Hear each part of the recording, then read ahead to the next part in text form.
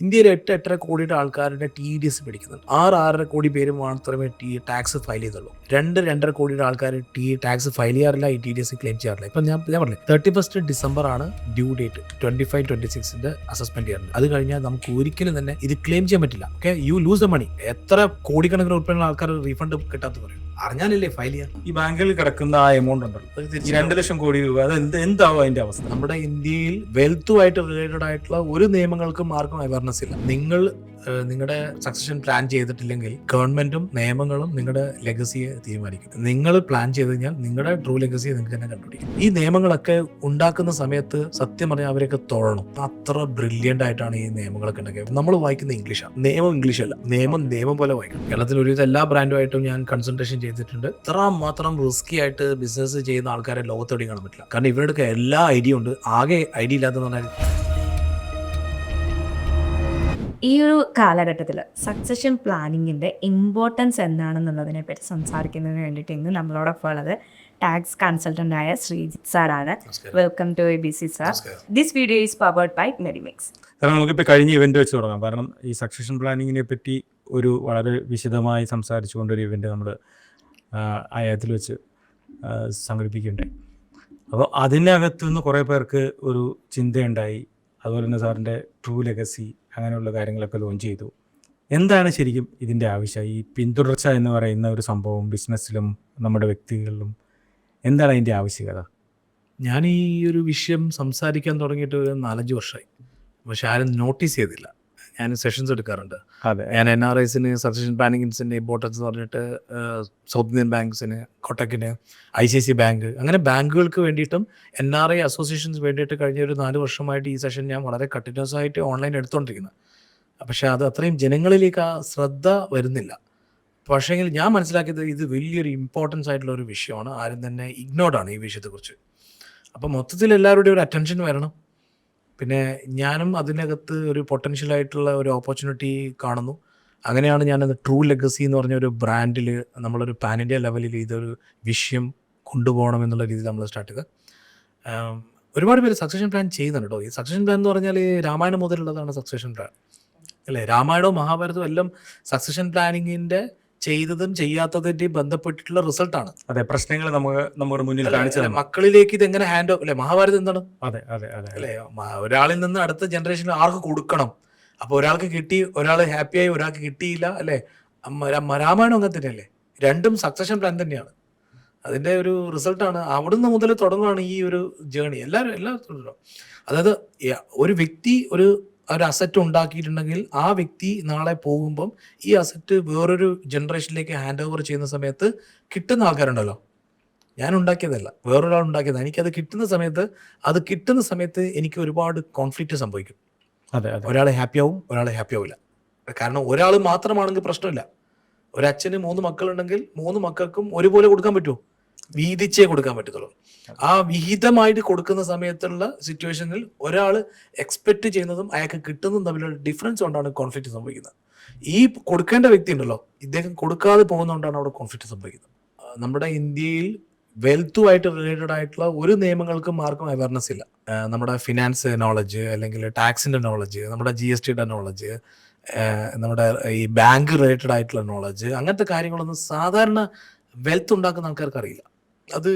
അതിൻ്റെ ഭാഗമായിട്ട് നോക്കുവാണെങ്കിൽ ഇൻഹെറിറ്റൻസ് ലോ ഈ നിയമങ്ങളൊക്കെ നമ്മുടെ നാട്ടിൽ അത്യാവശ്യം എഴുതി വെച്ച രീതി നിയമം പോലെ വായിക്കണോ? എന്തുകൊണ്ടാണ് നമ്മൾ ഒരിക്കലും വളരെ സിമ്പിളായിട്ട് എഴുതിയ പോലെ എന്തിനാണ് ഇങ്ങനെ കോംപ്ലിക്കേറ്റ് ചെയ്യുന്നത് എന്നുള്ളതാണ് ഒരു വിഭാഗം തർക്കിക്കുക. എന്തിനാണ് നിയമം, എന്തിനാണ് പക്ഷേങ്കിൽ നിയമം എന്ന് പറയുമ്പം ആ നിയമത്തിൽ ഒരു ട്രാൻസാക്ഷൻ അല്ല, നാളെ വേറെ പല ട്രാൻസാക്ഷനും പോസിബിളാണ്. വേറെ സിറ്റുവേഷൻസ് ഒക്കെ പോസിബിളാണ്. ആ സിറ്റുവേഷൻസ് ഒക്കെ കവർ ചെയ്തിട്ടാണ് ഒരു നിയമം ഉണ്ടാക്കുന്നത്. സിമ്പിളായിട്ട് എഴുതി കഴിഞ്ഞാൽ അവിടെ ഒരുപാട് ചാലഞ്ചസ് വരാം. അതുകൊണ്ട് ഏത് ഇൻകം ടാക്സ് ആക്ട് ആയിക്കോട്ടെ, കമ്പനി ലോ, അല്ലെങ്കിൽ FEMA, GST law, customs, even inheritance law, Indian succession act, Hindu succession act, ഷറിയ, ഇതെല്ലാം നിയമങ്ങളാണ്. ഈ നിയമങ്ങളൊക്കെ ഉണ്ടാക്കുന്ന സമയത്ത് സത്യം പറഞ്ഞാൽ അവരെയൊക്കെ തൊഴണം. അത്ര ബ്രില്യൻ്റ് ആയിട്ടാണ് ഈ നിയമങ്ങളൊക്കെ ഉണ്ടാക്കിയത്. നമുക്ക് തോന്നുമ്പോൾ വായിച്ചാൽ മനസ്സിലാകാത്ത എന്താ പ്രശ്നം എന്ന് പറഞ്ഞാൽ നമ്മൾ വായിക്കുന്നത് ഇംഗ്ലീഷാണ്. നിയമം ഇംഗ്ലീഷല്ല. നിയമം പോലെ വായിക്കണം. ഓക്കെ, സാധാരണക്കാരന് വായിക്കുമ്പോൾ മൊത്തത്തിൽ ഇംഗ്ലീഷായിട്ട് വരും, അല്ലേ? അതിൻ്റെ സിമ്പിൾ എക്സാമ്പിളാണ് ഈ സക്സഷൻ പ്ലാനിങ്ങിൻ്റെ ഭാഗമായിട്ട് എല്ലാവരും കേൾക്കുന്ന ഒരു വാക്കാണ് എസ്റ്റേറ്റ് പ്ലാനിങ്. അല്ലെ, എസ്റ്റേറ്റ് പ്ലാനിങ് എന്നാണ് വളരെ പറയുക. ഇപ്പം ഞാൻ നിങ്ങളുടെ എന്താണ് എസ്റ്റേറ്റ്, എന്താ എസ്റ്റേറ്റ് എന്ന് പറഞ്ഞാൽ എന്താ? നമ്മുടെ ഭൂമി അല്ലേ? സാധാരണക്കാർക്ക് നമ്മുടെ സ്വത്ത്. നമ്മൾ പോപ്പുലറായിട്ട് കേൾക്കുന്ന എസ്റ്റേറ്റ് എന്താ? എന്തൊക്കെയാണ് നമ്മൾ പോപ്പുലറായിട്ട് കേൾക്കുന്നത്? റബ്ബർ എസ്റ്റേറ്റ് ഉണ്ട്, റബ്ബർ എസ്റ്റേറ്റ്, പിന്നെ ഏലം എസ്റ്റേറ്റ്, ടീ എസ്റ്റേറ്റ് അല്ലേ? അതല്ലേ, അപ്പം നമ്മളത് കേൾക്കുമ്പോൾ തന്നെ തോന്നുന്നത് എസ്റ്റേറ്റിന്റെ ഓണർ, എസ്റ്റേറ്റ് ഉടമ. അതെ അതെ അതെ അല്ലേ? നമ്മൾ സിനിമയിലൊക്കെ കാണുന്ന എസ്റ്റേറ്റ് ഉടമ അല്ലേ? എന്താ വലിയ ഭൂസ്വത്തുള്ള അല്ലേ? മരിച്ച വ്യക്തിയുടെ പ്രോപ്പർട്ടിക്ക് പറയുന്ന പേരാണ് എസ്റ്റേറ്റ്. അല്ല, അത് സ്ഥലവും ഭൂമിയൊന്നും അല്ല. അത് ഫിനാൻഷ്യൽ അസറ്റ് ആയാലും മൂവബിൾ അസറ്റ് ആയാലും ഇമ്മൂവബിൾ അസറ്റ് ആയാലും എന്തും. ഒരു മരിച്ച വ്യക്തിക്ക് ഒരു പെയിന്റ് ഉണ്ടെങ്കിൽ അദ്ദേഹം പറയാണ് അതെൻ്റെ ഒരു അസറ്റാണ് അല്ലേ? അതും എസ്റ്റേറ്റ് ആണ്. അത് ഇപ്പം ഞാൻ ചോദിക്കട്ടെ, എസ്റ്റേറ്റ് പ്ലാനിങ് എന്ന് പറഞ്ഞാൽ ഞാനിപ്പം അന്ന് സെഷനിൽ പറഞ്ഞ പോലെ തന്നെ എപ്പോഴും പറയുന്നതാണ്, എല്ലാവർക്കും അറിയേണ്ട ഒരു കാര്യമാണ്. ഈ ഇൻഹെറിറ്റൻസ് ലോ ഉണ്ടല്ലോ, ഈ നിയമങ്ങൾ, അത് എപ്പോഴാണ് അപ്ലിക്കബിൾ ആണെന്നറിയോ? മരിച്ചു കഴിഞ്ഞിട്ടാണ്. മരിച്ചു കഴിഞ്ഞാലാണ് അപ്ലിക്കബിൾ ആകുന്നത്. തർക്കം ഉണ്ടാകുമ്പോൾ അല്ല, ഒരു മരിക്കുന്ന വ്യക്തിയുടെ മരണത്തിന്റെ സ്റ്റാറ്റസ് അനുസരിച്ചിട്ടാണ്. ഓക്കെ. ഒരാൾ മരിക്കുന്നു അല്ലെ, മരിക്കുന്നത് 2 തരത്തിലാണ്. അയാളുടെ അവസാന സമയത്തോ അല്ലെങ്കിൽ അയാൾക്ക് എന്താണോ ആഗ്രഹം എന്നുള്ളത് അയാൾ എഴുതി പോകുന്നു അല്ലേ? അതിനെ പറയുന്നതാണ് നമ്മുടെ പത്രം അല്ലെ, വില്ല് എഴുതി മരിക്കാം. ഒരാൾ വില്ല് എഴുതാതെയും മരിക്കാം. അതെ. വില്ല് എഴുതാതെ മരിക്കുന്നതിനെ പറയുന്നത് ഇൻറ്റർസ്റ്റേറ്റ് ഡെത്ത് എന്ന്. ഇൻറ്റർസ്റ്റേറ്റ് ഡെത്ത് എന്ന് പറയുന്ന ഒരു വ്യക്തി വില്ല് എഴുതാതെ മരിക്കുക. അതുകൊണ്ടാണ് എസ്റ്റേറ്റ് എന്ന് പറയുന്നത്. എസ്റ്റേറ്റ് എന്ന് മനസ്സിലായോ? എസ്റ്റേറ്റ് എന്ന് പറഞ്ഞാൽ മരിച്ച വ്യക്തിയുടെ പ്രോപ്പർട്ടി, ആ പ്രോപ്പർട്ടിയെ കുറിച്ച് പുള്ളി ഒന്നും എഴുതിയിട്ടില്ല. അതിനെയാണ് ഇൻറ്റർസ്റ്റേറ്റ് ഡെത്ത്. ഇൻറ്റർസ്റ്റേറ്റ് ഡെത്ത് വന്നാൽ മാത്രമേ ഇൻഹെറിറ്റൻസ് ലോ ഇന്ത്യയിലല്ല ലോകത്തെ എല്ലാ സ്ഥലത്തും അപ്ലിക്കബിൾ ആകത്തുള്ളൂ. ബില്ല് എഴുതി കഴിഞ്ഞാൽ ഈ നിയമങ്ങൾ അപ്ലിക്കബിൾ അല്ല. ഓ, അങ്ങനെയാണ്. അതാണ്. അതിൽ പിന്നെ നമുക്ക് ഈ പറയുന്ന പോലെ ചോദ്യം ഇല്ല, ഒന്നുമില്ല. അതായത് ലോകത്ത് ഒരു വ്യക്തി ഒരു രാജ്യത്ത് ജീവിച്ചു, ഞാനും നിങ്ങളും ഇന്ത്യയിലാണ്. ഞാൻ മരിച്ചു കഴിഞ്ഞാൽ എൻ്റെ അവസാന കാര്യങ്ങൾ ചെയ്തു തരേണ്ട കടമ എന്നുള്ളത് ഗവൺമെൻറ്റാണ്. ഗവൺമെൻറ് നമുക്ക് വേണ്ടി വർക്ക് ചെയ്യുന്നത് ട്രസ്റ്റി ആയിട്ടാണ്. ഗവൺമെൻറ് ഉത്തരവാദിത്തമാണ്. അതുകൊണ്ടാണ് ഈവൻ ഒരാൾ വില്ല് എഴുതുന്നു. ഇപ്പം ചിലപ്പം ഞാൻ വില്ല് എഴുതിയിട്ട് പറയുന്നത് അടുത്ത വീട്ടിലെ വേറൊരു ആളുടെ പേരിലായിരിക്കും ഞാൻ മൊത്തം വില്ല് എഴുതുന്നുണ്ടാവും അല്ലേ? അതെൻ്റെ അന്തിമമായിട്ടുള്ള എൻ്റെ വിഷാണ്. ആ വിഷ് ഫുൾഫില്ല് ചെയ്ത് കൊടുക്കണം എന്നുള്ളത് ഗവൺമെന്റ് ഉത്തരവാദിത്തമാണ്. ചെറിയ ബാങ്കിങ് ടൈംസിലൊക്കെ നമ്മൾ നോമിനി വെക്കില്ലേ? ഈ നോമിനിയും ഇപ്പൊ വിൽപത്രം പോലെ തന്നെയാണോ? അപ്പൊ ഞാനിപ്പോ എൻ്റെ ഒരു ബാങ്ക് അക്കൗണ്ടിൽ നമ്മളൊരു FD ഒക്കെ സാധാരണ നമ്മൾ നോമിനി വെക്കും. പക്ഷെ ഈ നോമിനി ശരിക്കും പറഞ്ഞാൽ നമുക്ക് അത് ആ പൈസ അല്ലെങ്കിൽ നമ്മുടെ മരണശേഷം ഈ നോമിനിക്ക് തന്നെയാണോ എമൗണ്ട് കിട്ടുക? മരണശേഷം നോമിനിക്ക് തന്നെയാണ് എമൗണ്ട് കിട്ടുക. ശരി. പക്ഷെ ആ നോമിനിക്ക് ആ എമൗണ്ട് ഉപയോഗിക്കാൻ പറ്റണമെന്നില്ല. നോമിനി നമ്മുടെ ലീഗൽ എയർ അല്ല. നോമിനി എന്ന് പറയുന്നത് ഒരു അവകാശമല്ല, ഒരു പവർ ഓഫ് അറ്റോർണി ഹോൾഡറെ പോലെയാണ് നോമിനി.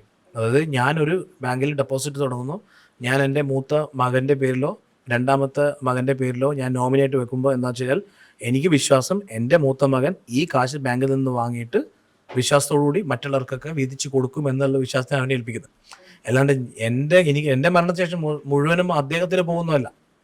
കാരണം നോമിനി എന്ന് പറയുന്നതിൻ്റെ ബെനിഫിഷ്യൽ ഓണർ ആകുന്നത് രണ്ട് കാര്യത്തിലാണ്. ഒന്ന് ഇൻഷുറൻസിലാണ്, ടേം ഇൻഷുറൻസ് എടുക്കുമ്പോൾ, പിന്നെ പബ്ലിക് പ്രോവിഡൻറ്റ് ഫണ്ട് PPF. ഇത് രണ്ടിലും മാത്രമേ ബെനിഫിഷ്യൽ ഓണർ ആകുന്നുള്ളൂ. മറ്റുള്ള കാര്യങ്ങളിലൊന്നും നോമിനി ലീഗൽ എയർ അല്ല. ഈ ഇൻഷുറൻസിന്റെ കാര്യത്തിൽ നോമിനി ലീഗൽ എയർ ആണ്, ബെനിഫിഷ്യൽ ഓണറാണ്. അയാൾക്ക് എടുക്കാം, അയാളുടെയാണ് ബെനിഫിഷ്യൽ ഓണർ. അപ്പോൾ ഇത് എങ്ങനെയാണ് ഈ ട്രൂ ലെഗസി ഈ വില്ലിനൊക്കെ ആളുകളെ എങ്ങനെയാണ് സഹായിക്കാൻ? എന്താണ് സാറിൻ്റെ അതുകൊണ്ടുള്ള പ്ലാൻ? എങ്ങനെയാണ്, ഏത് രീതിയിലാണ് ട്രൂ ലെഗസി എന്ന് പറയുന്ന സാറിൻ്റെ പുതിയ ഫേം ഈ ഒരു കാര്യത്തിൽ ജനങ്ങളെ സഹായിക്കുന്നത്? ഇപ്പോൾ ഒരു വ്യക്തിക്ക് ഒരു അസറ്റ് ഉണ്ട് അല്ല, അത് ചിലപ്പം വീടാകാം, ബിസിനസ് ആകാം, ഇല്ലെങ്കിൽ ഡെപ്പോസിറ്റ് ആവാം. കൂടുതൽ നമ്മുടെ ഒരു ക്ലയൻറ്റ്, ഞാൻ ഈ ട്രൂ ലെഗസി എന്ന് പറയുന്നത് കഴിഞ്ഞ 4 വർഷമായിട്ട് ചെയ്തുകൊണ്ടിരിക്കുന്ന ഒരു പണിയാണ് കേട്ടോ. ഇതല്ലാണ്ട് ഞാൻ ഇന്ന് തുടങ്ങാൻ പോകുന്നതല്ല. ഞാൻ ഓൾറെഡി എനിക്ക് കുറേ NRI ക്ലയൻസ് ഉണ്ട്. പ്രവാസി ടാക്സ് എന്ന് പറയുന്ന ഒരു ബ്രാൻഡിൽ എനിക്ക് ഒരുപാട് NRI ക്ലയൻസ് ഉണ്ട്. ഞാൻ അവർക്ക് ഓൾറെഡി ഇത് ചെയ്ത് കൊടുക്കുന്ന സർവീസാണ്. അപ്പോൾ അവർക്ക് എന്ന് പറഞ്ഞാൽ മക്കൾ പുറത്തായിരിക്കും, അവരുടെ പ്രോപ്പർട്ടിയൊക്കെ ഇന്ത്യയിലായിരിക്കും. മക്കളൊന്നും ചിലപ്പോൾ തിരിച്ച് ഇനി നാട്ടിലേക്ക് വരില്ല. അപ്പോൾ അങ്ങനത്തെ സാഹചര്യങ്ങളിൽ ഇവർക്ക് ഉറപ്പില്ല ഇതെങ്ങനെയാണ് ഇത് ഹാൻഡ് ഓവർ ചെയ്യേണ്ടതെന്നുള്ളത്. അതിന് ആ സമയത്ത് ഞാൻ അവർക്ക് ഹസ്ബൻഡിനും വൈഫിനും വില്ലുണ്ടാക്കും. ഓക്കെ, ഹസ്ബൻഡിനും വില്ലുണ്ടാക്കി കൊടുക്കും, വൈഫിനും വില്ലുണ്ടാക്കി കൊടുക്കും. മൊത്തത്തിൽ ഒരു ലെയർ ഉണ്ടാക്കാം. അത് കഴിഞ്ഞ് പിന്നെ നോക്കുന്നത് വില്ല് എല്ലാ സ്ഥലത്തും നമുക്ക് ഉപയോഗപ്പെടണമെന്നില്ല, ഫീലാവും ചില സമയങ്ങളിൽ. അപ്പോൾ അവിടെ നമ്മൾ ഫർദർ ആയിട്ട് നമ്മൾ ആ അവരുടെ മൊത്തം നെറ്റ്വർത്തും അവരുടെ ഫിനാൻഷ്യൽ ഇതും നോക്കിയിട്ട് അസറ്റ്സിൻ്റെ നേച്ചർ, മക്കളുടെ ഏജ്, മക്കളുടെ കേപ്പബിലിറ്റി, അവരുടെ കോമ്പറ്റൻസി, പെൺകുട്ടികൾ, സുഖമില്ലാത്ത കുട്ടികൾ, അങ്ങനെയൊക്കെ ഓരോരോ കാറ്റഗറി ഉണ്ട്, മൈനറായ കുട്ടികൾ, അങ്ങനത്തെ ഒക്കെ കാറ്റഗറി ആകുമ്പോൾ വില്ല് വർക്ക് ചെയ്യില്ല, വില്ല് ഫീൽ ആവും. അവിടെ നമ്മൾ അവർക്ക് ഫാമിലി പ്രൈവറ്റ് ട്രസ്റ്റ് സ്ട്രക്ചർ ചെയ്ത് കൊടുക്കും. അല്ല, അതെങ്ങനെയാണ് അതിൻ്റെ വർക്കിംഗ്? ഈ ഒരു ഒരു ഒരു ഫാമിലി എന്ന് പറഞ്ഞു കഴിഞ്ഞാൽ ഹസ്ബൻഡ്, വൈഫ്, അല്ലെങ്കിൽ അവർ രണ്ടുപേരും ഗൾഫിലുണ്ട് അല്ലെങ്കിൽ പുറത്തുണ്ട്, അവരെല്ലാവരും കൂടിയിട്ട് ഒരു ട്രസ്റ്റ് ആക്കുമോ? അവർ മാത്രമായിട്ട് ഒരു ട്രസ്റ്റ് ഫോം ചെയ്യും. ഫോർ എക്സാമ്പിൾ ഇപ്പം നമ്മളെ എപ്പോഴും ആ വീട്ടിലെ നാഥൻ എന്ന് പറയുന്നത് ആണുങ്ങളായിരിക്കുമല്ലോ ചിലപ്പം വെൽത്ത് ഉണ്ടാക്കുന്നത് അല്ലേ. അദ്ദേഹത്തിൻ്റെ പ്രോപ്പർട്ടി എന്താണോ അദ്ദേഹം അതൊരു ട്രസ്റ്റ് ഉണ്ടാക്കിയിട്ട് ഈ പ്രോപ്പർട്ടി അതിൻ്റെ കോർപ്പസ് ആക്കി വെക്കും. അതിൻ്റെ ട്രസ്റ്റി ആയിട്ട് അദ്ദേഹത്തിൻ്റെ വൈഫിനെയും മക്കളെയൊക്കെ അദ്ദേഹം അടക്കം ട്രസ്റ്റി ആകും. പിന്നെ അതിൻ്റെ ബെനിഫിഷ്യറി ആയിട്ട് അദ്ദേഹത്തിൻ്റെ മക്കൾ അല്ലെങ്കിൽ അവരുടെ സ്പൗസ്, അങ്ങനെയല്ല അവരുടെ മക്കളുടെ മക്കൾ, നമുക്ക് എങ്ങനെ നമുക്കതിനെ ബെനിഫിഷ്യറി ആക്കി എടുത്ത് മാറ്റാം. അപ്പം ഈ ട്രസ്റ്റ് ഫങ്ഷൻ ചെയ്യുന്നതിൻ്റെ പർപ്പസ് എന്ന് പറഞ്ഞാൽ ട്രസ്റ്റി ഇത് നടത്തും ആർക്ക് വേണ്ടി? ബെനിഫിഷ്യറിക്ക് വേണ്ടിയിട്ട്. ഓക്കെ, അപ്പോൾ ടെക്നിക്കലി എന്താ സംഭവിക്കുക? ബെനിഫിഷ്യറിക്ക് എപ്പോഴും ഇതിൻ്റെ ബെനിഫിറ്റ് കിട്ടിക്കൊണ്ടിരിക്കും. ഓണർഷിപ്പ് മാത്രം നമ്മൾ കുറച്ച് കാലത്തേക്ക് ഡെഫർ ചെയ്യും. എസ്പെഷ്യലി നമ്മൾ പെൺകുട്ടികൾ, ഒരു പെൺകുട്ടി എന്ന് പറയുമ്പം നമ്മുടെ മകൾ വേറൊരാളുടെ ഭാര്യയാണ് അല്ലേ, നല്ല നാളെ ഭാര്യ ആവാം. അപ്പം മകൾ എന്ന കപ്പാസിറ്റിനെക്കാളും ഭയങ്കര പവർഫുള്ളാണ് ഈ ഭാര്യ എന്ന കപ്പാസിറ്റി. റോൾ മാറിയില്ലേ അല്ലേ?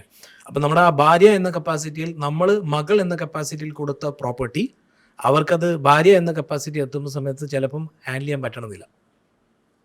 വിൽക്കപ്പെടാം അല്ലേ, പണയപ്പെടാം അല്ലേ, നശിക്കപ്പെടാം, പലതും സംഭവിക്കാം. അപ്പോൾ അവരിൽ ആ പ്രോപ്പർട്ടി പ്രൊട്ടക്റ്റഡ് ആവണമെന്നില്ല. കാരണം അവർക്ക് ആ സമയത്ത് എൻ്റെ ഓണർഷിപ്പുള്ള ഒരു സാധനം ഓട്ടോമാറ്റിക്കലി ഹസ്ബൻഡ് ചോദിച്ചാൽ കൊടുക്കണമല്ലോ. അതെ, കൊടുക്കും, തീർച്ചയായും. വേറെ ഓപ്ഷൻ ഇല്ലല്ലോ.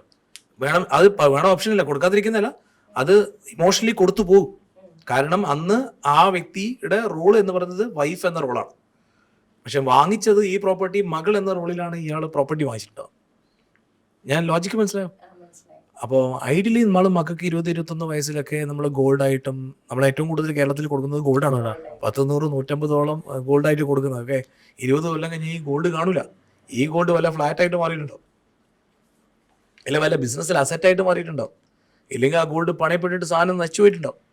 സോ ഇങ്ങനത്തെ കാര്യങ്ങളൊക്കെ നമ്മൾ 20-21 വയസ്സിൽ മക്കൾക്ക് കൊടുക്കുന്നത് ഐഡിയലി ഒരു ട്രസ്റ്റിൽ ഇട്ട് കൊടുക്കുകയാണെങ്കിൽ അവർക്ക് ഒരു 40 വയസ്സെത്തുന്ന സമയത്ത് ഈ ഒരു ട്രസ്റ്റ് വഴി ഉപയോഗിക്കാം. ഒരു വലിയ ഇൻഫർമേഷൻ ആണ്. 40ാമത്തെ വയസ്സിൽ ആ കുട്ടികൾക്ക് അതൊരു വലിയൊരു വെൽത്തായിട്ടും അസറ്റായിട്ടും കിട്ടും അല്ലേ. എന്തുകൊണ്ടാണ്? 40ാമത്തെ വയസ്സിൽ നമ്മുടെ മാരേജ് എന്ന് പറയുന്നത് കുറച്ചും കൂടി സെറ്റിൽഡ് മാരേജ് ആയിരിക്കും അല്ലേ. മക്കളും സെറ്റിൽഡ് ആയിരിക്കും അല്ലേ, ഫാമിലിയും സെറ്റിൽഡ് ആയിരിക്കും.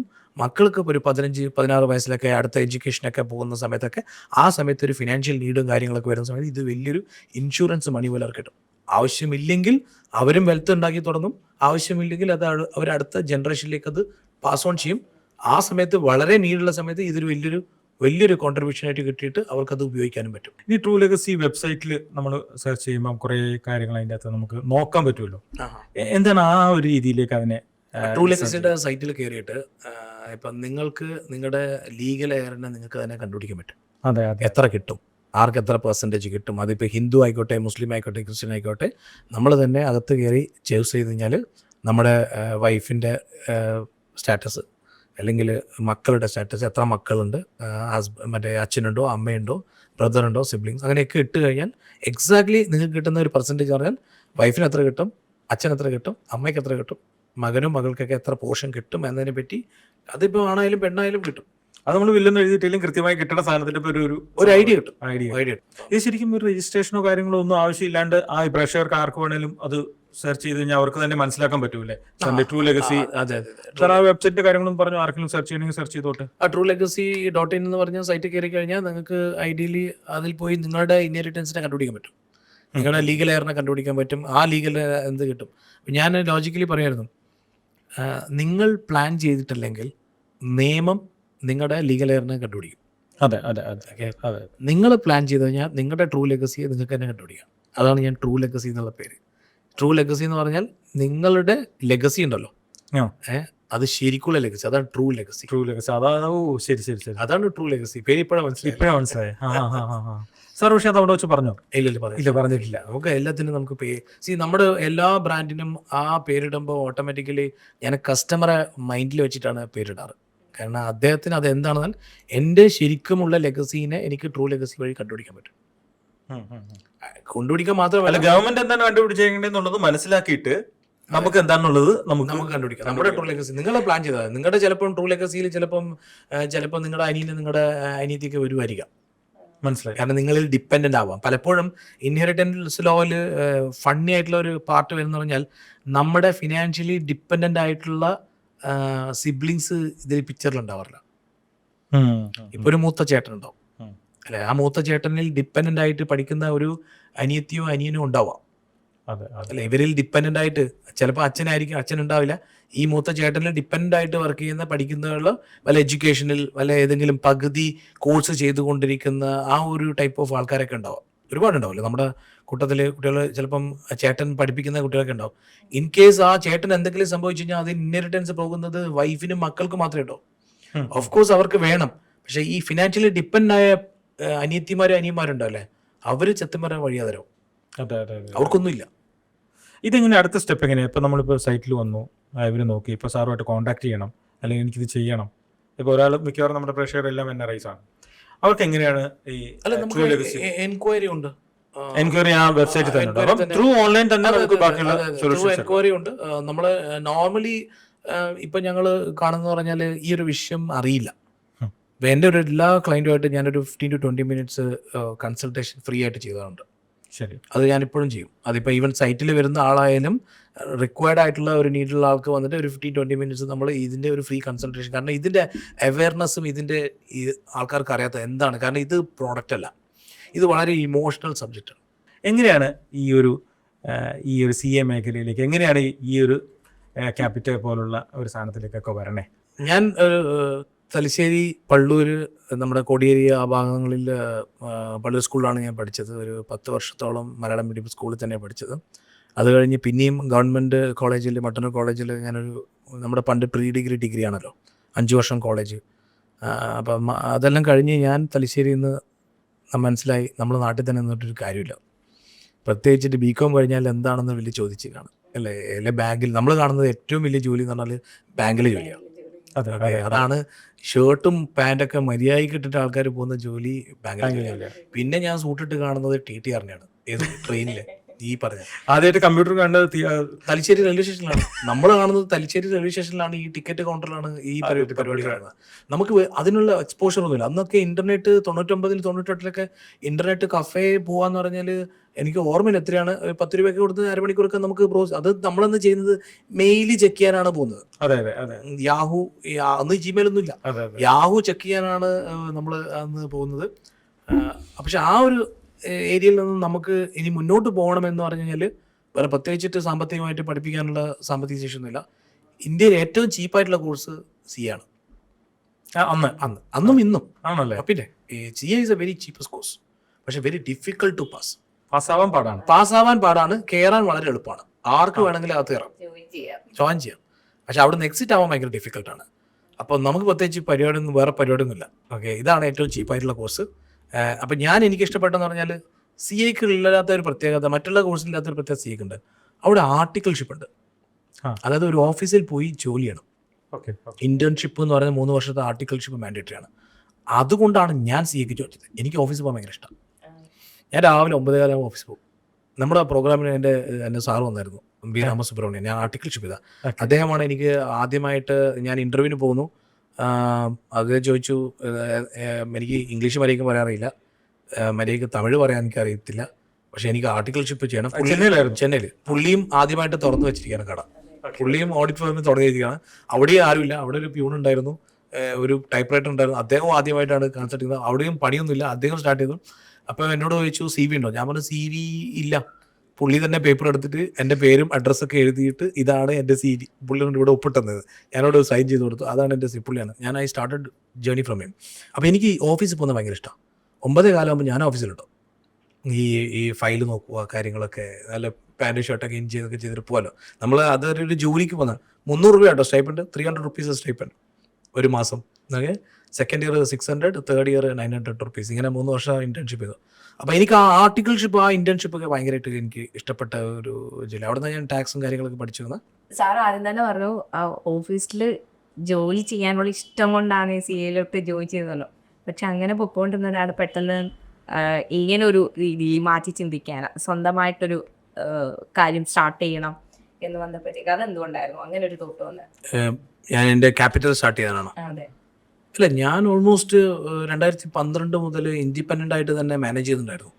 ഞാൻ പറഞ്ഞില്ല, ഞാൻ ENY GT കഴിഞ്ഞു, പിന്നെ KPMG വന്നു. ഞാൻ കേരളത്തിൽ വന്ന സമയത്ത് ചെറിയ പേരൊന്നും പറയുന്നില്ല, ഒരുവിധം എല്ലാ ബ്രാൻഡുമായിട്ടും ഞാൻ വർക്ക് ചെയ്തിട്ടുണ്ട്. കേരളത്തിൽ ഒരുവിധം എല്ലാ ബ്രാൻഡുമായിട്ടും ഞാൻ കൺസൾട്ടേഷൻ ചെയ്തിട്ടുണ്ട്. അത്യാവശ്യം വലിയ ബ്രാൻഡുകളാണ്. അവിടെ നിന്നാണ് ഞാൻ ഈ പണി പഠിക്കുന്നത്. ഇത്ര മാത്രം റിസ്കി ആയിട്ട് ബിസിനസ് ചെയ്യുന്ന ആൾക്കാരെ ലോകത്തോടെയും കാണാൻ പറ്റില്ല. കാരണം ഇവരുടെ എല്ലാ ഐഡിയ ഉണ്ട്. ആകെ ഐഡിയ ഇല്ലാത്തതെന്ന് പറഞ്ഞാൽ നിയമങ്ങളെ കുറിച്ച് മാത്രമേ ഐഡിയ ഇല്ലാണ്ടുള്ളൂ. ബാക്കി ബിസിനസ്സിനെ കുറിച്ചൊക്കെ ഇവർക്ക് നല്ല ഐഡിയ ഉണ്ട്. അപ്പോൾ ഈ ഐഡിയ വെച്ചിട്ട് നമ്മളോട് ചോദിക്കുന്നത് പറഞ്ഞാൽ, ശ്രീജിത്തെ നമുക്കിതാണ് പ്ലാൻ, ഇത് ചെയ്യുന്നതുകൊണ്ട് എന്താണ് പ്രശ്നം, ഇതിലെന്തൊക്കെ റിസ്ക് ഉണ്ടോ? അപ്പോൾ നമ്മൾ പഠിച്ചു കൊടുക്കുന്നത് ഈ പണി, അതായത് ഈ ഐഡിയ ഇംപ്ലിമെൻറ്റ് ചെയ്താൽ ഇതിൽ എന്തൊക്കെ എക്സ്പോഷറും നിയമങ്ങൾ, ഫെമ, ഇൻകം ടാക്സ്, GST, ഇങ്ങനത്തെ നിയമങ്ങളിൽ എന്തൊക്കെയാണ് പ്രശ്നങ്ങൾ വരിക, എന്തൊക്കെയാണ് റിസ്ക് വരിക, ആ റിസ്ക് ഹൈലൈറ്റ് ചെയ്ത് കൊടുക്കുക. ഇല്ലെങ്കിൽ ബെറ്റർ ആയിട്ട് വേറെ സ്ട്രക്ചർ ഉണ്ടാക്കി കൊടുക്കുക. കോവിഡ് കാരണം ഒരുപാട് പേര് ചിലപ്പം തളർന്നു പോയിട്ടുണ്ടാകും. കോവിഡ് കൊണ്ട് മാത്രം വളർന്ന ഒരു കമ്പനിയാണ് ക്യാപിറ്റൽ. അല്ല, 100% വിശ്വാസം വേണ്ട, അല്ലെങ്കിൽ ഈ രഹസ്യമായിട്ട് കാത്തു സൂക്ഷിക്കേണ്ട പല കാര്യങ്ങളും നമ്മൾ വിശ്വസിക്കുന്ന ഒരു സംഭവം. നമ്മുടെ ബിസിനസ് പ്ലാനുകൾ ആൾക്കാർ സംസാരിക്കുന്നു, അവരുടെ വിഷൻ സംസാരിക്കുന്നു. അപ്പോൾ അവർക്ക് കാണുന്നത്, എന്നെ സത്യം പറഞ്ഞാൽ ഒരു ക്ലയൻറ്റ് കാണുന്നത് അവരുടെ ബിസിനസ് പാർട്ട്ണറെ പോലെയാണ്. എന്നെ ഒരു ക്ലയൻറ്റും എന്നെ ഒരു CA ആയിട്ട് കാണാറില്ല. ഞാൻ ഒരു ക്ലയൻറ്റ് വന്ന് എന്നോട് കാര്യം പറയുകയാണെങ്കിൽ ഞാൻ വളരെ ഇമോഷണലി കണക്ട് ചെയ്യുന്ന ഒരാളാണ്. അപ്പോൾ ഇമോഷണലി കണക്ട് ചെയ്യുക എൻ്റെ അടുക്ക് വരുമ്പോൾ ഞാൻ കപ്പൽ വന്ന കാര്യം പറയും. ഓക്കെ. നോർമലി ചിലപ്പോൾ ഒരു CA കാരൻ ഓഡിറ്റർ പറയും ഇപ്പം ചെയ്യേണ്ടെന്ന് പറയും, വേണ്ടെന്ന് പറയും. ഞാൻ പറയും എന്തുകൊണ്ട് നമുക്ക് ചെയ്തൊന്നുമല്ല, നമുക്ക് വേറെ പലതും ചെയ്യാം. ഇത് മാത്രമല്ല, അത് ചെയ്യാനുള്ള വഴികൾ ഞാനിങ്ങനെ കാണിച്ചു കൊടുക്കും, വിഷൻ. അപ്പം ഞാൻ ഇവരുടെ ആഗ്രഹം, ഇവർക്ക് വേണ്ടത്, അവരുടെ ആഗ്രഹം പറയുന്ന കേൾക്കുന്ന ഒരാൾ, ആ ആഗ്രഹത്തിനെ കുറച്ചും കൂടി വലുതാക്കി കാണിക്കുന്ന ഒരാൾ, അത് ശരിക്കും വലുതാക്കാൻ മാത്രമല്ല, അതിൽ ഒരുപാട് കഥാപാത്രങ്ങൾ വെച്ച് പടം വരച്ച് ചിത്രം വരച്ച് ഞാൻ മൊത്തത്തിൽ ആ പരിപാടി മൊത്തം ബോർഡിലങ്ങ് വരച്ച് കാണിച്ചു കൊടുക്കും. സതീഷ് ഓർമ്മയുണ്ടോ? ഞാൻ ബോർഡിൽ മൊത്തത്തിലങ്ങ് വരച്ച് കാണിച്ചു കൊടുക്കും. ഓക്കെ. വരച്ച് കാണിച്ചു കൊടുക്കുമ്പോൾ ഇവരുടെ മനസ്സിലുള്ള സാധനം അതേപോലെ തന്നെ ഒരാൾ പറഞ്ഞ് അത് ബോർഡിൽ ഇങ്ങനെ കാണിക്കാണ്, അല്ലേ? അപ്പോൾ അവർക്ക് തോന്നും അപ്പം ഈ പറഞ്ഞ കണക്ട് ആവും. അത് ഞാൻ പറഞ്ഞത് പെട്ടെന്ന് മനസ്സിലാവും. എനിക്കൊരാൾ ഒരു വിഷയം പറയും, പെട്ടെന്ന് എനിക്ക് കത്തും. നമ്മൾ ഇത്രയും ബിസിനസ് കേൾക്കുന്നുണ്ട്, ഏത് ഒരാളുടെ പ്ലാൻ പറയുമ്പോൾ അത് അപ്പം തന്നെ ഞാൻ പടം വരച്ച് ഇങ്ങനെ കാണിച്ചിട്ടുണ്ട്, ഇങ്ങനെയല്ലേ ഉദ്ദേശിച്ചത്, എക്സാക്ട്ലി സാർ അത് തന്നെയാണ്. ഞങ്ങൾ ഇത് പറയാൻ ഒരുപാട് പേർക്ക് ഇത് കൺവേ ചെയ്യാൻ പറ്റാറില്ല. ഇതങ്ങനെ അവർ കൺവേ ചെയ്യുമ്പം എന്താണെന്ന് പറഞ്ഞാൽ, ആവശ്യത്തിന് റെലവൻ്റ് ആയിട്ടുള്ള ചോദ്യങ്ങൾ ചോദിച്ചിട്ട് അവരുടെ ഉള്ളിലുള്ള സാധനം ഞാനിത് ഫിൽട്ടർ ചെയ്ത് ഇതുപോലെയാക്കും. ചില ആൾക്കാർക്ക് പ്ലാൻ പറയാൻ പറ്റില്ല, അത് ബുദ്ധിമുട്ടാണ്. എനിക്കറിയാം ഇതാണ്, ഒരാൾ തുടങ്ങുമ്പോൾ തന്നെ എനിക്കറിയാം വന്നിട്ട് ഇതാണ് ഉദ്ദേശിക്കുന്നത്. അത് കുറച്ച് 2-3 ചോദ്യങ്ങളും കൂടി കണക്ട് ചെയ്ത് കഴിഞ്ഞാൽ ഉദ്ദേശിച്ച കറക്റ്റായിട്ട് വരും. അപ്പോൾ ഓക്കെ. നമുക്ക് ഓൾമോസ്റ്റ് 1500ഓളം ക്ലയൻ്റ് ഉണ്ട്, NRIs. മലയാളികളല്ല കേട്ടോ ക്ലയൻറ്റുകൾ. നമ്മുടെ ക്ലയൻറ്റ് മലയാളികളല്ല. 90% നോർത്ത് ഇന്ത്യൻസ് ആണ്. തമിഴ്മാർ, തെലുങ്കുമാർ, അവരൊക്കെ ഞാൻ ഈ ഒരു 10,000 ആൾക്കാർക്ക് ഞാൻ ക്ലാസ് എടുത്ത് കൊടുക്കാറുണ്ട്. എല്ലാ വെള്ളിയാഴ്ച കോവിഡ് സമയത്ത് ഞാൻ വെള്ളിയാഴ്ച ഒരു 9:30 മണി മുതൽ ഒരു 11 മണി വരെ ക്ലാസ് എടുക്കും. NRI ടാക്സ് അവയർനെസ് എന്ന് പറഞ്ഞിട്ട് വലിയ ടോപ്പിക്കാണ് NRI ടാക്സ് അവയർനെസ്. അപ്പോൾ അങ്ങനെ ക്ലാസ് എടുത്താണ് നമ്മളൊരു പ്രവാസി ടാക്സ് എന്നുള്ള. അപ്പം അതിനുള്ള ഒരു പാരാമീറ്റർ എന്ന് പറഞ്ഞാൽ, എനിക്ക് ക്യാപിറ്റൽ എന്ന് പറഞ്ഞൊരു B2B കമ്പനിയാണ്.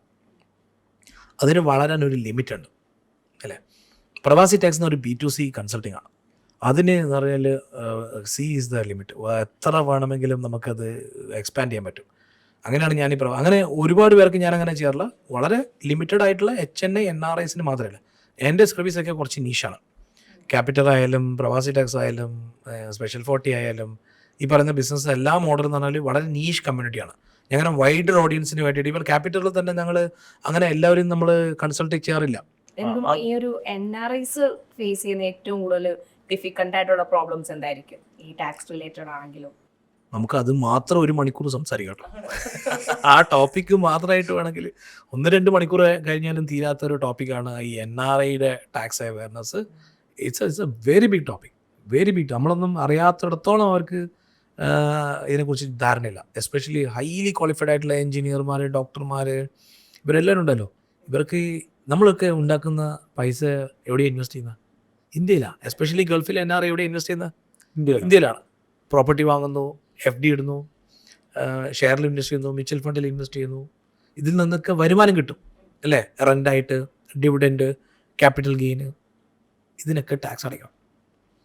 പക്ഷെ ഇങ്ങനത്തെ സാധനത്തിനൊക്കെ ടാക്സ് അടയ്ക്കണം എന്നുള്ള അണ്ടർസ്റ്റാൻഡിങ് ഇവർക്കില്ല. അല്ല, ഓൾമോസ്റ്റ് ആൾക്കാരും ടാക്സ് അടക്കണ്ട എന്നുള്ള ഒരു ചിന്താഗതിയിലാണല്ലോ. കൂടുതലായിട്ട് earn ചെയ്യുന്ന കാര്യമാണ് അത് നമ്മുടെ പിന്നെ ഞാനൊരു സിമ്പിൾ എക്സാമ്പിൾ തരാം. ഒരാൾക്ക് 10 ലക്ഷം ഡെപ്പോസിറ്റ് FD, 5% ഇൻട്രസ്റ്റ്. എത്രയായി? 10 ലക്ഷത്തിന് 5%, ഒരു 50,000 രൂപ. 50,000 ഇൻട്രസ്റ്റ് ഉണ്ടോ? കറക്റ്റ് അല്ലേ? 10 ലക്ഷത്തിന് 5% 50,000 അല്ലേ? അതെ. ഈ 5% 50,000-ന്റെ മുകളിൽ 30% ടാക്സ് പിടിക്കും. 15,000 രൂപ ടാക്സ് പിടിച്ചു. നമുക്ക് കിട്ടുന്ന ഇൻട്രസ്റ്റ് എത്രയാ? 35,000. 15,000 രൂപ ടാക്സ് പിടിച്ചു. ഏത് ബാങ്കിൽ നിന്ന് തന്നെ കട്ട് ചെയ്യും? ബാങ്കിൽ നിന്ന് കട്ട് ചെയ്യും. നമുക്ക് കിട്ടുന്ന 35,000. ഈ 15,000 രൂപ TDS പിടിച്ചു എന്നത് അറിയാത്ത ഒരുപാട് പേരുണ്ട്. അല്ല, 30% TDS ഉണ്ടോ? NRIs അല്ലേ? ഓഹോ, NRIസിന് 30% TDS. ഈ TDS ടാക്സ് ആണെന്ന് പറഞ്ഞിരിക്കുന്ന കുറെ ആൾക്കാരുണ്ട്. TDSും ടാക്സും രണ്ടാണെന്ന് അറിയാത്ത ആൾക്കാരുണ്ട്. അപ്പം ഇന്ത്യയിൽ 8-8.5 കോടിയുടെ ആൾക്കാരുടെ TDS പിടിക്കുന്നുണ്ട്. 6-6.5 കോടി പേര് മാത്രമേ ടാക്സ് ഫയൽ ചെയ്തുള്ളൂ. 2-2.5 കോടിയുടെ ആൾക്കാർ ടാക്സ് ഫയൽ ചെയ്യാറില്ല, ഈ TDS ക്ലെയിം ചെയ്യാറില്ല. ഇപ്പം ഞാൻ പറഞ്ഞില്ലേ, 31 ഡിസംബർ ആണ് ഡ്യൂ ഡേറ്റ് 25-26 അസസ്മെൻറ്റ് ചെയ്യാറുണ്ട്. അത് കഴിഞ്ഞാൽ നമുക്ക് ഒരിക്കലും തന്നെ ഇത് ക്ലെയിം ചെയ്യാൻ പറ്റില്ല. ഇതൊരിക്കലും ക്ലെയിം ചെയ്യാൻ പറ്റില്ല. Okay, you lose the money. എത്ര കോടിക്കണക്കിന് ഉൾപ്പെടെയുള്ള ആൾക്കാർ റീഫണ്ട് കിട്ടാത്ത പറയും. അറിഞ്ഞാലല്ലേ ഫയൽ ചെയ്യുക. അതായത് എനിക്ക് ബാങ്കിൽ ഒരു NRO ഡെപ്പോസിറ്റ് ഉണ്ട്, അതിൽ ഒരു 50 ലക്ഷം, 10 ലക്ഷം, ഞാനൊരു എക്സാമ്പിൾ പറഞ്ഞാൽ, ഓരോരുത്തരുടെയും ഡെപ്പോസിറ്റ് ഒക്കെ 50 ലക്ഷം, 1 കോടിയൊക്കെ ഡെപ്പോസിറ്റ് ഉണ്ടാവും. ഇതിൽ നിന്ന് വരുന്ന TDS 30% TDS കഴിഞ്ഞ് നെറ്റ് മാത്രമേ നമുക്ക് കിട്ടും. പക്ഷേ നമ്മളെ സംബന്ധിച്ചിടത്തോളം ഈ ഗൾഫിൽ ജീവിക്കുന്ന NRIയുടെ ഈ ബാങ്ക് സ്റ്റേറ്റ്മെന്റ് ഉണ്ട്, NRO ഡെപ്പോസിറ്റിൽ ഈ ബാങ്കിൽ ക്രെഡിറ്റ് വരുന്ന എമൗണ്ട് 1,75,000, 35,000, നമ്മളിതൊന്നും ബോധമില്ല. കാരണം നമ്മൾ ഭയങ്കര റിച്ചാണ്. അതുകൊണ്ട് ഈ വരുന്ന എമൗണ്ടൊക്കെ നമുക്ക് തുച്ഛമായ എമൗണ്ടാണ് ഇൻട്രസ്റ്റ്. ഇതും ക്വാർട്ടർലി ക്രെഡിറ്റ് ആവുക. പക്ഷേ ഈ വരുന്ന ക്രെഡിറ്റ് 30% കഴിഞ്ഞിട്ട് 70% ക്രെഡിറ്റ് ആവുന്ന ഒരുപാട് പേർക്ക് അറിയില്ല. ഈ 30% റിട്ടേൺ ഫയൽ ചെയ്താൽ മാത്രമേ റീഫണ്ട് കിട്ടത്തുള്ളൂ. അത് ഈസി ആയിട്ട് കിട്ടുകയും ചെയ്യും. പിന്നെ റിട്ടേൺ ഫയൽ ചെയ്താൽ ഞാൻ അടുത്ത ആഴ്ച പൈസ കിട്ടൂലേ? ചെറിയൊരു 4,000-5,000 രൂപ ഫീസ് കൊടുത്തു കഴിഞ്ഞാൽ കിട്ടേണ്ട ഇത്രയും എമൗണ്ട് നമുക്ക് കിട്ടണ്ടല്ലേ? അതെ, ഈ കണ്ടെത്തലുകൾ ഒരു ഭയങ്കര ഉണ്ട്. കാരണം അത് ചിന്തിക്കാത്തൊരു സംഭവമായിരിക്കും. ചിലപ്പോൾ ഈ ഇൻവെസ്റ്റ് ചെയ്തവൻ തന്നെ ഇൻട്രസ്റ്റ് മാത്രമേ ആ സമയത്ത് നോക്കൂ. ഞാൻ കഴിഞ്ഞ 5 വർഷമായിട്ട് ഈ വിഷയത്തെക്കുറിച്ച് 10, 10,000, 20,000 പേർക്ക് ക്ലാസ് എടുത്ത ആളാണ്. എന്നിട്ടും ആൾക്കാർക്ക് അറിയില്ല. ശരിക്കും ഇതുമായിട്ട് ബന്ധപ്പെട്ട് തന്നെ നമ്മളിപ്പോൾ 2 ലക്ഷം കോടിയോളം രൂപ ബാങ്കുകളിൽ അല്ലെങ്കിൽ ഇൻഷുറൻസ് കമ്പനികളിൽ ഇതിൻ്റെ അവകാശികൾ ആരും ഇല്ലാതെ കിടക്കുന്നുണ്ടെന്നുള്ള ഒരു കണ്ടെത്തലാണ് ട്രൂ ലെഗസിയിലേക്ക് പോയതെന്ന് സാർ അവിടെ പറയുകയുണ്ടായി. അപ്പം അതേപോലെ ഓരോ കാര്യങ്ങളുടെയും കണ്ടെത്തലുകളാണല്ലോ ഇതിന്റെ ഒരു ആവശ്യകത മനസ്സിലായത്. പ്രവാസി ടാക്സ് ആണെങ്കിലും ട്രൂ ലെഗസി ആണെങ്കിലും അല്ലേ? അപ്പൊ അതിനെപ്പറ്റി എന്താണ് ഈ ശരിക്കും ഒരു വില്ലൊക്കെ ഉണ്ടായിരുന്നെങ്കിൽ, അല്ലെങ്കിൽ ഇത്രയും അധികം പണം ഇനി അത് അവർക്ക് അവകാശികൾ കിട്ടാണ്ട് പോവോ? ഈ ബാങ്കിൽ കിടക്കുന്ന ആ എമൗണ്ട് ഉണ്ടല്ലോ സാർ, അന്ന് പറഞ്ഞ എമൗണ്ട് 2 ലക്ഷം കോടി രൂപ, അത് എന്താവും അതിന്റെ അവസ്ഥ? ക്ലെയിം ചെയ്തിട്ടില്ലെങ്കിൽ ഓട്ടോമാറ്റിക് അത് ഗവൺമെന്റ് കൊണ്ടുപോകും. അതിപ്പോ ഈ പിന്തുടർച്ച അവകാശമോ അല്ലെങ്കിൽ ഈ നിയമങ്ങളൊക്കെ അതിന് ബാധകമാവോ? അല്ല, നമ്മുടെ അച്ഛൻ്റെയോ ഹസ്ബൻഡിന്റെ പേരിൽ ഇങ്ങനെ ഒരു ഡെപ്പോസിറ്റ് ഉണ്ട് എന്ന് അറിഞ്ഞാലല്ലേ ഞാൻ പോയി ചോദിക്കാം. അല്ലേ, നമ്മൾ താമസിക്കുന്ന ഒരു വീട്, അത് എനിക്കറിയാം ഇത് എൻ്റെ അച്ഛൻ്റെ വീടാണെന്ന് അല്ലേ. എൻ്റെ അച്ഛൻ്റെ അപ്പുറത്തുള്ള ഒരു പറമ്പ്, അത് എൻ്റെ അച്ഛൻ്റെ ആണെന്ന് എനിക്കറിയാം. എന്തായാലും അവിടെ വേറെ ആളൊന്നും വീട് വെക്കൂലല്ലോ. ഇനി ആ പറമ്പും ആ വീടും നമ്മളെങ്ങനെ ഓഹരി വെക്കുന്ന പറ്റി മാത്രമേ നമുക്ക് അറിയത്തുള്ളൂ. പക്ഷെ എൻ്റെ അച്ഛന് കനറ ബാങ്കിൽ 50 ലക്ഷത്തിന്റെ FD ഉണ്ടെന്ന് അച്ഛൻ പറഞ്ഞിട്ടില്ലെങ്കിൽ ഞാൻ ഇങ്ങനെ അറിയും. ഇത് ഞാൻ താമസിക്കുന്നത് കൊണ്ട് കണ്ടതുകൊണ്ട് എനിക്കറിയാം. അച്ഛൻ കനറ ബാങ്കിൽ ഒരു FD 50 ലക്ഷത്തിന് ഇട്ടിട്ട് അച്ഛനറിയാം ഇത് നിങ്ങൾക്ക് വേണ്ടിയിട്ട് ഞാൻ പൈസയൊക്കെ സൂക്ഷിച്ച് വെച്ചിട്ടുണ്ടെന്ന് പറയും. പക്ഷെ പറയില്ല എവിടെയാണെന്ന്. ചിലപ്പോൾ എത്രയാണ് എമൗണ്ട്, 50 ലക്ഷമാണ് കനറ ബാങ്ക് ചോദിച്ചാൽ നാളെ മക്കൾ ചോദിച്ചാലും അതുകൊണ്ട് പറയില്ല എവിടെയാണെന്ന്. പക്ഷെ ഞാൻ നിങ്ങൾക്ക് വേണ്ടിയിട്ടെല്ലാം സൂക്ഷിച്ച് വെച്ചിട്ടുണ്ട്, പക്ഷെ പറയത്തില്ല. അല്ല, സമ്പാദിച്ചാൽ മാത്രം പോരാ, അത് കൃത്യമായി വിനിയോഗിക്കുക കൂടി ചെയ്യണം എന്നുള്ളൊരു മെസ്സേജാണ്. അത് ഞാൻ പറയുന്നത്. നിങ്ങൾ നിങ്ങളുടെ സക്സഷൻ പ്ലാൻ ചെയ്തിട്ടില്ലെങ്കിൽ ഗവൺമെന്റും നിയമങ്ങളും നിങ്ങളുടെ ലെഗസിയെ തീരുമാനിക്കും അല്ലേ. നിങ്ങൾ പ്ലാൻ ചെയ്ത് കഴിഞ്ഞാൽ നിങ്ങളുടെ ട്രൂ ലെഗസി നിങ്ങൾക്ക് തന്നെ കണ്ടുപിടിക്കും. അതാണ് ഞാൻ ട്രൂ ലെഗസി എന്ന് പറയുന്നത്. നമുക്ക് ഓരോരുത്തർക്കും നമ്മുടെ ട്രൂ ലെഗസി കണ്ടുപിടിക്കാൻ എളുപ്പം സാധിക്കട്ടെ എന്ന് ആശംസിക്കുന്നു. ശ്രീ സാറിൻ്റെ ഈ ഒരു ചെറിയൊരു സമയത്തിനുള്ളിൽ നമ്മുടെ എല്ലാ കാര്യങ്ങളും പറഞ്ഞു തീർക്കാൻ പറ്റില്ല. അപ്പോൾ പ്രേക്ഷകർക്കായി നമുക്ക് NRI ടാക്സിനെ കുറിച്ചിട്ട് വേറെ വിശദമായ കാര്യം വലിയ ടോപ്പിക്കാണ്. അതെ വിശദമായ കാര്യങ്ങളിലൊക്കെ മുന്നോട്ട് പോവാം. ഇത്രയും വലിയൊരു കാര്യം നമുക്ക് അറിയാം, വലിയൊരു വൈഡ് ടോപ്പിക്കാണ്. പക്ഷെ നമുക്ക് ബേസിക്കലി അറിയുന്ന കുറേ കാര്യങ്ങൾ സാർ ഈ ഒരു ടൈമിൽ നമുക്ക് പറഞ്ഞു തന്നു. ഒരുപാട് നന്ദിയിട്ട് സാർ നമ്മുടെ ABC മലയാളത്തിലേക്ക് എത്തിയിരുന്നത്. This video is powered by മെഡിപിക്സ്.